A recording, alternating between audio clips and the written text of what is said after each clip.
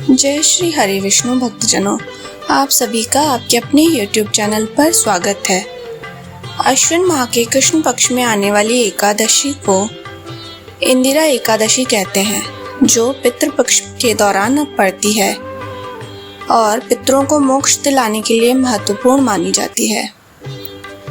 पद्म पुराण में वर्णन आता है कि जो मनुष्य विधि विधान पूर्वक इंदिरा एकादशी का व्रत का पालन करते हैं, वह अपने पितरों को पुण्य प्रदान करते हैं, पितरों को नरक से मुक्त करवाते हैं।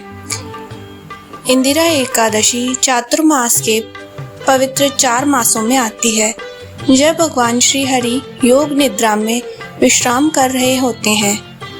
तब भक्तों के तप, व्रत, सेवा और भक्ति द्वारा उनका ध्यान अपनी ओर आकृष्ट किया जा सकता है और इसीलिए चातुर्मास में आने वाली एकादशी तिथियां सामान्य दिनों से अनेक गुना अधिक प्रभावशाली और फलदायी बताई गई हैं। इस बार इंदिरा एकादशी आ रही है 17 सितंबर 2025 बुधवार के दिन और इस एकादशी का पारण करने का समय रहेगा अगले दिन, यानी कि 18 सितंबर 2025 गुरुवार के दिन सुबह 6:12 से लेकर 10:18 के बीच। इस बार एकादशी तिथि आरंभ हो रही है 16 सितंबर 2025 मध्य रात्रि में 12:21 पर और यह एकादशी तिथि समाप्त होगी 17 सितंबर 2025 रात में 11:39 पर।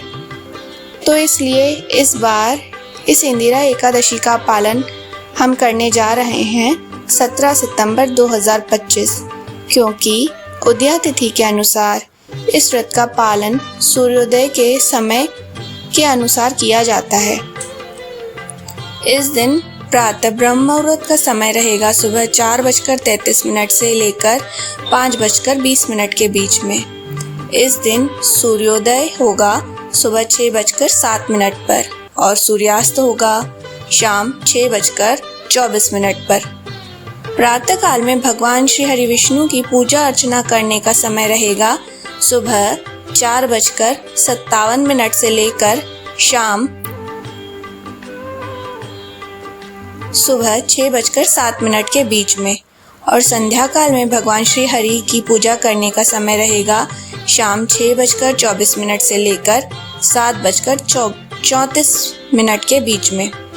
इस बार एकादशी तिथि के दिन राहु काल का समय है दोपहर 12:15 से लेकर 1:47 के बीच में। इसलिए इस समय के दौरान कोई भी पवित्र मांगलिक कार्य नहीं करने चाहिए, किसी शुभ कार्य की शुरुआत भी नहीं करनी चाहिए। इस काल के दौरान आप अधिक से अधिक भगवान के पवित्र नामों का जप कर सकते हैं, उनकी कथाओं का श्रवण कर सकते हैं। इस बार आने वाली इंदिरा एकादशी विशेषकर पितृपक्ष मास में आ रही है और हम सबके ऊपर अपने पितरों का ऋण रहता है।